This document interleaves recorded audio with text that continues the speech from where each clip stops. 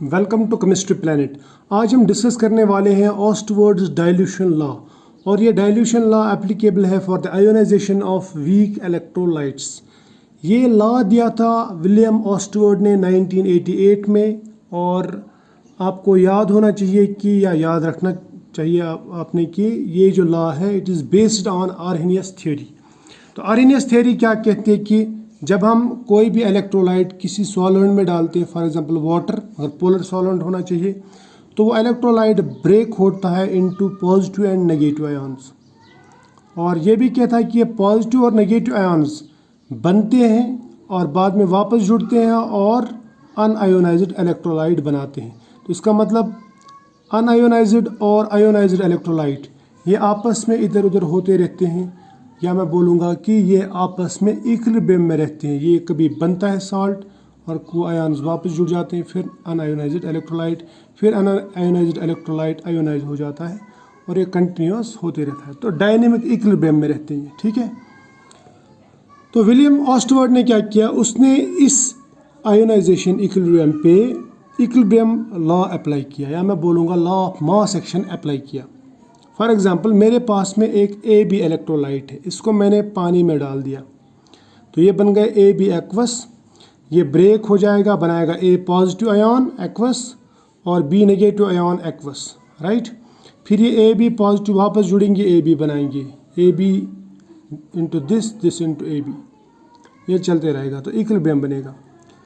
लेकिन जब हम स्टार्ट करेंगे, इनिशियल कंसंट्रेशन जब हम देखेंगे, सपोज हमने अभी इलेक्ट्रोलाइट लिया, बस जस्ट डाल दिया पानी में, या डालने से पहले मैं बोलूँगा इनिशियल स्टार्ट, मतलब पहले स्टार्ट पे, ज़ीरो टाइम पे इसकी कंसंट्रेशन फुल होगी, और उस कंसंट्रेशन को हम कहेंगे सपोज C कंसंट्रेशन है इसकी, moles per litre, C moles per litre suppose.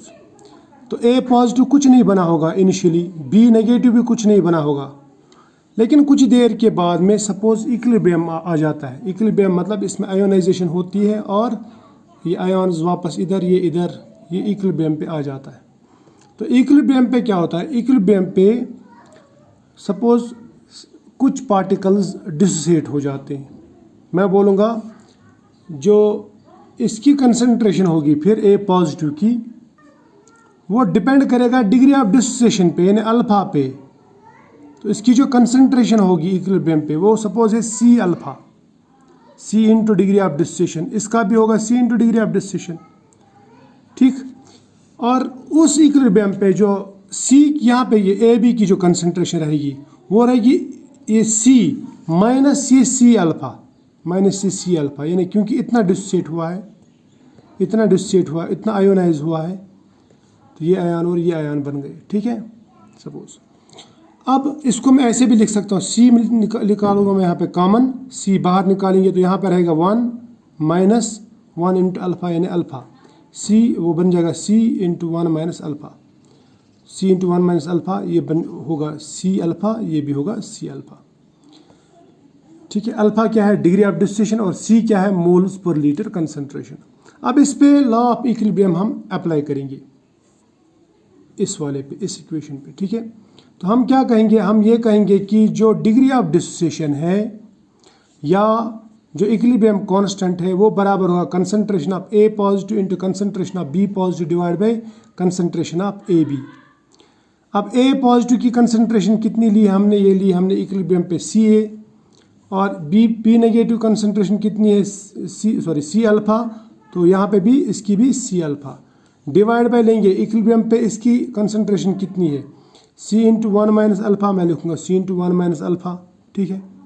तो ये लिख दिया हमने। अब ये C alpha into C alpha वो बन जाएगा C square into alpha square, divide by हो जाएगा C इंटू 1 माइनस अल्फा, यानी KD जो है वो बराबर हो जाएगा C square alpha square divide by C into 1 minus alpha. तो ये बन गया इसका, वो बन गया इसका इक्विलिब्रियम कांस्टेंट, या मैं बोलूँगा डिसोसिएशन कांस्टेंट इसको, क्योंकि इक्विलिब्रियम कांस्टेंट ही डिसोसिएशन कांस्टेंट होता है यहाँ पे आयोनाइजेशन में। अब यहाँ पे ऊपर भी C स्क्वायर है ना, कंसंट्रेशन स्क्वायर, नीचे है C, तो हम ये C और एक C इसमें से कट कर देंगे, तो ये हो जाएगा C alpha square divide by 1 minus alpha, ये हो जाएगा ना। तो नेक्स्ट पेज पे दिखाता हूँ, ये इस तरह बन जाएगा K D is equal C alpha square divide by 1 minus alpha. ये जो है ये है exact form of Ostwald's dilution law. इसके और एक दो फॉर्म्स भी बताऊंगा मैं आपको, ये पहला फॉर्म है तो जो आपको याद होना चाहिए, ये आपको याद रखना है, उसके बाद में आप इसको कहीं पे भी अप्लाई कर सकते हैं, ठीक है। इसमें के डी क्या है, डिस्ट्रीब्यूशन कांस्टेंट या इक्विलिब्रियम कांस्टेंट। अगर ये इक्विलिब्रियम कांस्टेंट है तो फिर ये सिर्फ टेम्परेचर पे डिपेंड करेगा, so therefore we can say it depends only on temperature. अब अगर मैं वीक इलेक्ट्रोलाइट लेता हूँ, वीक इलेक्ट्रोलाइट में क्या होता है, वीक इलेक्ट्रोलाइट मीन्स उसमें डिग्री ऑफ डिस्ट्रीब्यूशन बहुत ही कम होती है, यानी 100 के मुकाबले में बहुत ही कम। तो मैं बोलूँगा कि फॉर वीक इलेक्ट्रोलाइट अगर हम किसी ऑर्डिनरी कंसंट्रेशन पे लेंगे, ऑर्डिनरी कंसंट्रेशन मतलब हम इनफाइनाइट डाइल्यूशन पे नहीं लेंगे, यानी हम कंसंट्रेटेड सिस्टम अगर लेंगे, कंसंट्रेटेड सिस्टम में ज़्यादा डिस्ट्रीब्यूशन नहीं होती है। जब हम डाइल्यूट बहुत ज़्यादा करते हैं तो तब डिस्ट्रीब्यूशन बढ़ जाती है वीक इलेक्ट्रोलाइट्स की। तो ऑर्डिनरी कंसंट्रेशन पे इनकी डिस्ट्रीब्यूशन ज़्यादा नहीं होती है। अगर डिस्ट्रीब्यूशन ज़्यादा नहीं है तो इसका मतलब इसका जो डिग्री ऑफ डिस्ट्रीब्यूशन होगा वो होगा वेरी मच लेस देन 100%, यानी वेरी मच लेस देन 1। तो इसका मतलब ये हुआ कि अगर ये इससे बहुत कम है, 100% से बहुत कम, तो फिर मैं इसको नेगलेक्ट कर सकता हूँ। 1 के कंपैरिजन में, 1 मीन्स 100%, इसके कंपैरिजन में ये जो है ये मैं नेगलेक्ट कर सकता हूँ। मान लीजिए 100 मॉलिक्यूल है, 100 मॉलिक्यूल्स में से 2 मॉलिक्यूल ये हो गए, डिसोसिएट हो गए, तो हम ऐसे मानेंगे 98 मॉलिक्यूल्स, 98 को हम बोलेंगे यार तकरीबन 100 ही है, तो उसको 2 मॉलिक्यूल्स को हम छोड़ देंगे। तो मैं यहाँ पे छोड़ देता हूँ इसको, ठीक है। तो फिर मैं इस इक्वेशन में अल्फ़ा को नेगलेक्ट कर सकता हूँ। अगर मैंने यहाँ पे नेगलेक्ट किया तो ये इक्वेशन ऐसे बन जाएगी। मैं बोलूँगा K D is equal C alpha square divide by 1 minus alpha आना चाहिए था ना, अल्फ़ा नेगलेक्ट हुआ क्योंकि अल्फ़ा बहुत ही कम है एज़ कम्पेयर टू 1, तो वो हो जाएगा C alpha square divide by 1 minus alpha के बदले में 1, और C alpha square divide by 1 means C alpha square. या मैं बोलूँगा फिर ये अल्फ़ा स्क्वायर किसके बराबर होगा, अल्फ़ा स्क्वायर होगा बराबर सी को इधर लेके आओ, ये बन जाएगा K D divide by C. या फिर मैं ऐसा कहूँगा कि ये स्क्वायर इधर ले जाओ, ये बन जाएगा alpha is equal to K D divide by सी, मगर रूट, यानी रूट ऑफ स्क्वायर जो है ना वो रूट में कन्वर्ट, स्क्वायर रूट में कन्वर्ट हो जाएगा अगर हम इधर लेके आएंगे। ये बन जाएगा alpha equal to under root of K D divide by C. और ये जो फॉर्म है ये भी ऑस्टवर्ड डाइल्यूशन लॉ का फॉर्म है, मगर अप्रॉक्सीमेट लॉ, अप्रॉक्सीमेट फॉर्म, क्योंकि हमने यहाँ पे अप्रॉक्सीमेशन लगाई है। हमने अप्रॉक्सीमेशन ये लगाई कि डिग्री ऑफ डिस्ट्रीब्यूशन जो है वो वेरी मच लेस देन 1 है, तब जाके आया। ये भी इम्पॉर्टेंट है, ये आपकी जो न्यूमेरिकल्स है ना उनको आसान बना देता है, न्यूमेरिकल को सॉल्व करना इससे आसान हो जाता। तो alpha is equal to under root K D divide by C. K D क्या है, इक्विलिब्रियम कांस्टेंट या distribution constant divide by C, यानी कंसंट्रेशन। अब जो ये अल्फ़ा है it is directly proportional to, या मैं इसको ऐसा बोलूँगा, it is directly proportional to K D but inversely proportional to C. अब के डी जो है ये कांस्टेंट है, इक्विलिब्रियम कांस्टेंट, अगर इसको मैं हटा दूँ इस कांस्टेंट को तो मैं ये कह सकता हूँ अल्फ़ा जो है, अल्फ़ा यानी degree of distribution, it is inversely proportional to under root of C, under root of C. या मैं बोलूँगा it is proportional to under root of 1 by सी।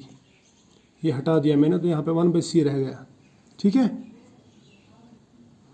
तो हमने ये लिखा है ना, alpha is proportional to under root of 1 by C. या मैं बोलूँगा inversely proportional to under root of concentration बोलूँगा मैं। तो इसका मतलब ये हुआ कि अगर हम कंसंट्रेशन कम कर देंगे तो डिग्री ऑफ डिस्ट्रीब्यूशन बढ़ जाएगा या अल्फ़ा बढ़ जाएगा, यानी सी अगर डिक्रीज़ होगा तो अल्फ़ा इंक्रीज़ होगा। या मैं ऐसा बोलूँगा कि if C tends to zero, अगर कंसंट्रेशन ज़ीरो की तरफ जा रही है तो जो अल्फ़ा है, अल्फ़ा यानी डिग्री ऑफ डिस्ट्रीब्यूशन, ये 100% यानी 100 बाई 100 की तरफ जाएगा, यानी 1 की तरफ जाएगा।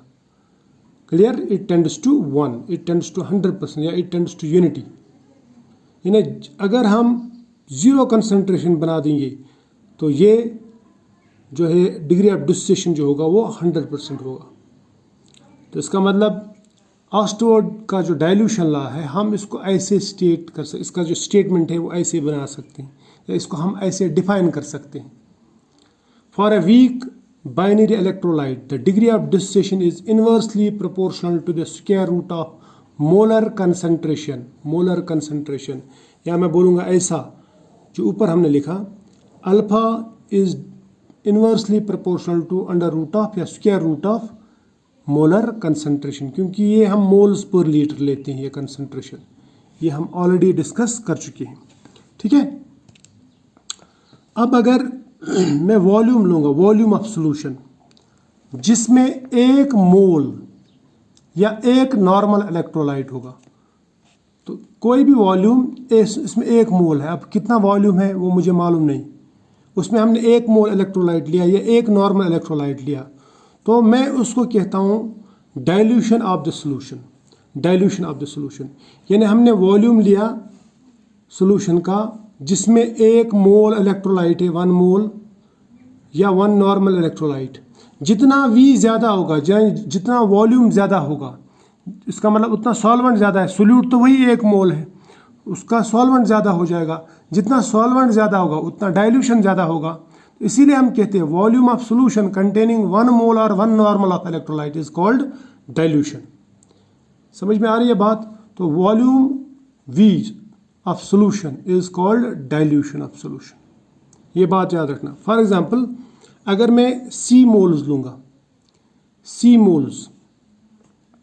मोल्स का जो डाइल्यूशन होगा वो बराबर होगा 1/C।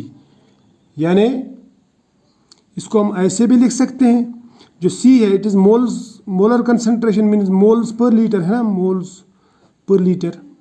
या ये लीटर क्या है? लीटर जो है वॉल्यूम है, या हम इसको कह सकते हैं मोल्स पर 1000 ml। तो ये वॉल्यूम है ना। सपोज हमने 1 लिया, 1 मोल पर लीटर पर यूनिट वॉल्यूम, को इसको हम कहेंगे C। अगर मैं ऐसा बोलूँगा फिर V किसके बराबर? V बराबर आएगा 1/C के बराबर, फिर है ना, वही मैंने यहाँ पे लिखा। तो ये जो V है it is volume of solution. अगर ये वॉल्यूम ऑफ सॉल्वेंट लेंगे तब हम इसको डाइल्यूशन नहीं कहेंगे। जब मैं वॉल्यूम ऑफ सॉल्यूशन लेता हूँ तो मैं बोलूँगा इट इज़ डाइल्यूशन, यानी डाइल्यूशन बराबर रहता है यहाँ पे 1/C के, 1/C के। क्लियर? अगर वॉल्यूम बराबर है 1/C के, है ना, 1/C, तो C बराबर होगा फिर 1/V के, है ना। तो C जो बराबर है वो बराबर होगा 1/V के, जो अभी हमने देखा।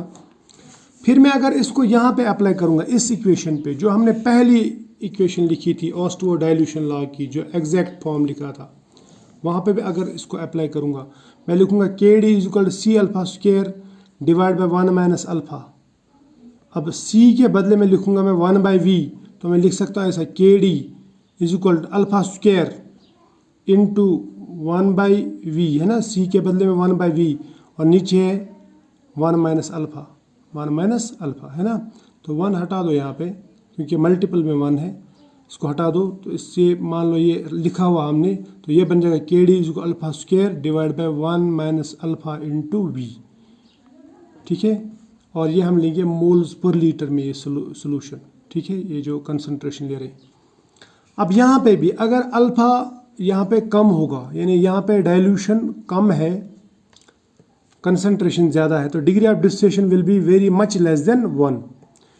तो उस सूरत में हम इस अल्फ़ा को नेगलेक्ट कर देंगे, क्योंकि ये 1 से बहुत ही कम है, बहुत ही कम, इसको छोड़ ही देते हैं। तो फिर उस सूरत में ये लिख सकता हूँ मैं KD जो आएगा वो बराबर आएगा अल्फ़ा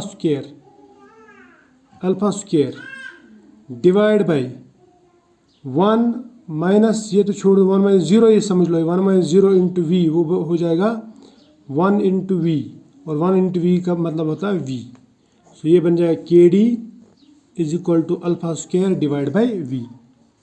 ये क्लियर, समझ में आया? शाबाश।